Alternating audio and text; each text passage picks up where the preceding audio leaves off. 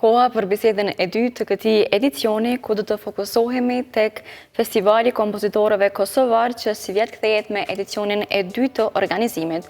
E gjithçka nga kjo ngjarje na shpalos në këtë bisedë drejtori i festivalit, Ersan Janusi. Përshëndetje dhe mirë se erdhën në Ekspres. Përshëndetje, Urota, faleminderit për kohën e mundësinë. Atëherë, siç edhe paralemrova publikun, nga 9 deri më 12 nëntor do të zhvillohet edicioni i dytë i Festivalit të Kompozitorëve Kosovar. Fillimisht na trego se si kanë shkuar përgatitjet për këtë edicion.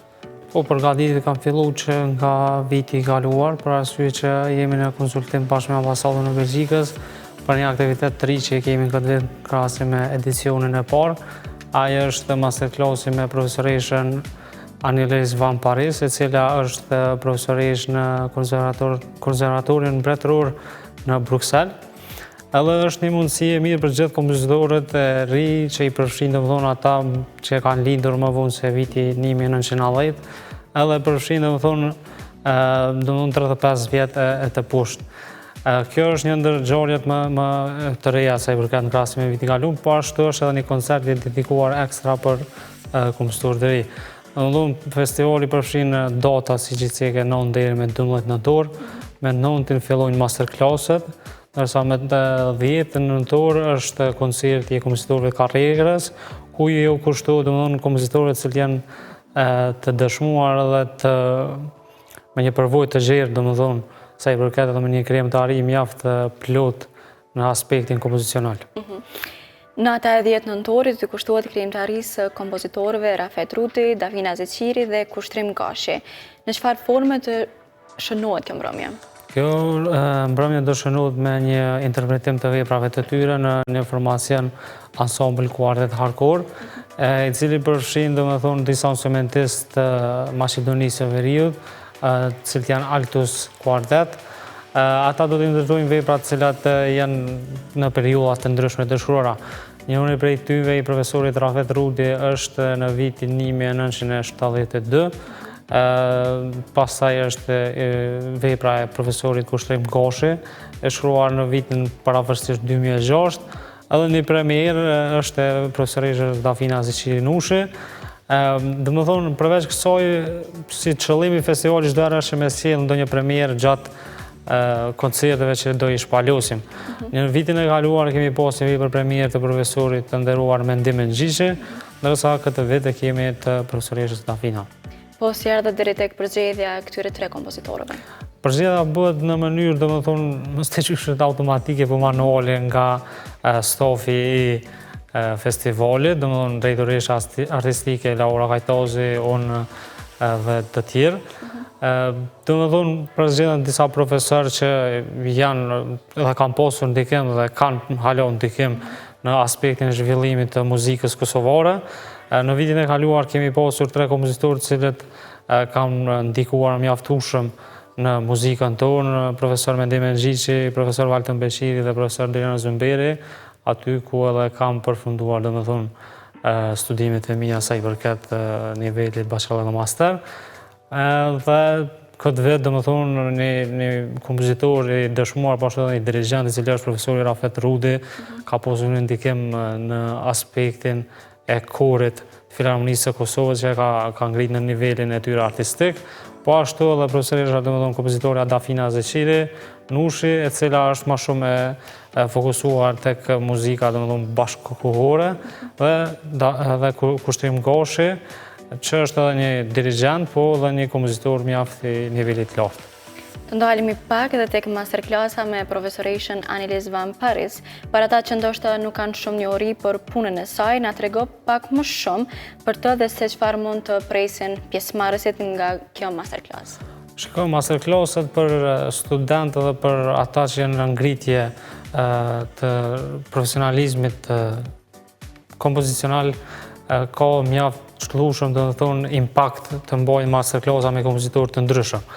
Për arsye që ndrimi i profesorëve në aspektin e veprave të tyre dhe marrja e këshillave të ndryshme, besoj kur blidhet kështu në total del diçka e bukur dhe ndoshta edhe zhvillohet në aspekti individual. Për këtë arsye, kompozitorja Aniles Van Paris është një kompozitore e cila besoj do të sjellë rezultate goxha të mira treditore tek kompozitorët tonë të ri, për arsye se çdo këshill e saj besoj do të vlej për secilin dhe do të ketë një ndikim mjaftësueshëm në zhvillimin e tyre profesional. Thirrja për masterclass ka që është e hapur. Sa ka pasur të interesuar në pjesëmarrje? Ka pas goxha mjaftueshëm mirë, për arsye që edhe ata vetë kanë ditë që është një shans mjaftueshëm e mirë. Për arsye që masterclassi, siç e thash, është një përvojë shumë e mirë për ta dhe është mbyllur me 1 nëntor dhe janë zgjedhur për fitues, domethënë, janë përzgjedhur kompozitorë të ri për të marrë pjesë në masterclass. Dhe janë njoftuar të gjithë, po ende nuk është publike për arsye që të diellën do fillojmë dhe ende është plotësimi i orareve të tyre se kur do mbajnë. E mira e kësaj është që masterclasset do bëhen individualisht. Domethënë kjo është një plus i madh për arsye që masterclasset jo vetëm këtu, po edhe jashtë vendit nganjëherë bëhen grupor, edhe normalisht nuk është ai mundësi që është individuale për arsye që edhe komunikimi individual sjell një rezultat goxha më të mirë sepse ai grupor, sepse fokusi i profesorit në këtë rast është vetëm me studentin i cili ka u përballë dhe jo me një grup të caktuar. Përveç kësaj, sa i përket festivalit tonë, është një festival që fokusohet në krijimtarinë kosovare. Pavarësisht që disa prej festivaleve të mëhershme kam pasur, domethënë, këtë synim, po nuk kërkon veç mas për kompozitorë kosovarë. Ne kemi bërë atë, është një qëllimi jonë është synimi, ai synim është promovimi, ruajtja dhe nderimi i kompozitorëve të karrierës, përveç karrierës edhe një mundësi t'ju japet domethënë kompozitorëve të ri. Po cili është synimi kryesor i festivalit të cilit ju e organizoni? Çfarë dëshironi të transmetoni përmes tij tek publiku? Çdo herë dhe për herë është promovimi i muzikës sonë, muzikës serioze, pequjshët, domethënë krijimtari e cila ka filluar qysh me kompozitorin e parë pequjshë Lorenzo Antoni dhe po vazhdon ende me hapa goxha të mirë edhe për domethënë disa probleme ndoshta që kanë qenë para pequjshë pas lufte, para lufte, po që tash po besoj jemi në rrugë të duhur. Përveç kësaj, edhe unë si ligjerues në Universitetin e Prishtinës, doja të mundësi e mirë edhe për studentët në grup që do të jenë në masterclass, për arsye që përveç atyre individual kompozitor do të ketë edhe një session për studentët e Fakultetit të Artëve Departamenti i Muzikës.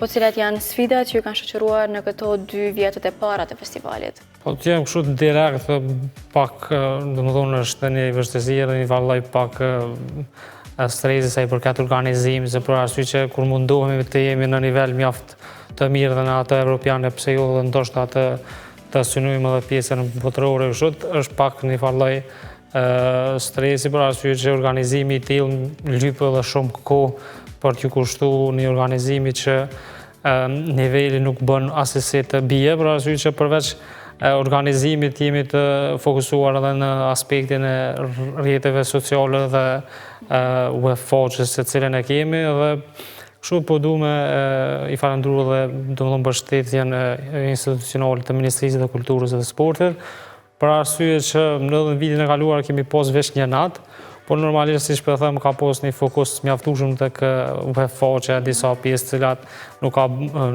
ka dashur me i shmang, për arsye këtë vit jemi më të hapur në aspektin e organizimit të aktiviteteve të cilat janë shtu. A synoni me rrit programin e festivalit të kompozitorëve kosovar në edicionet e ardhshme?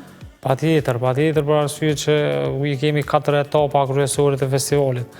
Etapa e parë është ai kompozitorëve karrierës, ku është çdo herë një natë që ju kushtohet kompozitorëve të karrierës, për zgjidhjen një kompozitor 2 apo 3 varësisht prej ekipës të cilën ne e caktojmë. Përveç asaj, të ardhmen synojmë edhe me pas një koncert autorial për një kompozitor veç mas me një krijimtari i cilën ka një bagazh mjaftueshëm. Pasoj janë kompozitorët e ri, që është një mundësi, si që thash edhe më herët, një mundësi e mirë për kompozitorët që të kenë hapësirë për ta për shkak që është një vallaj ka njerë mungesë hapësire e kompozitorëve përgjithësi lemo atyre të ri. E pastaj është inxhizimi dhe audio inxhizimi dhe video inxhizimi i veprave. E pas këtyre është edhe botimi Këtë edicion kemi arrit dhe mi përfshi 3 etapat këto kryesore, të 4-tën shpresojmë në edicionet tashme.